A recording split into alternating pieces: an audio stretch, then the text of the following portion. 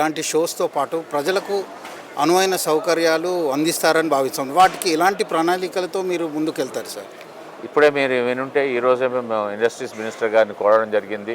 Affordable housing కోసం industrial lands ఎలా అయితే ఇండస్ట్రీస్కి ఇస్తున్నారో అలాగే అఫోర్డబుల్ హౌసింగ్కి కూడా అఫోర్డబుల్ హౌసింగ్ కాలనీస్ లాగా చేసి వాటిని తీసుకురావాలని చెప్పి మేము ప్రతిపాదించడం జరిగింది.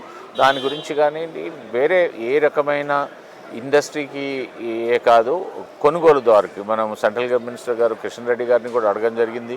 జిఎస్టీ తగ్గించమని. జిఎస్టీ ఎవరికి తగ్గుతుంది? కొనుగోలుదారు తగ్గుతుంది.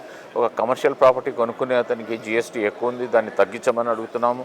అలాగే రెసిడెన్షియల్లో కూడా ₹1,00,00,000 వరకు జిఎస్టీని తీసేయమని అడుగుతున్నాము. ఇవన్నీ కూడా కొనుగోలుదారికి ఉపయోగపడేది. మధ్యతరగతిని దృష్టిలో పెట్టుకొని అడుగుతున్నాం.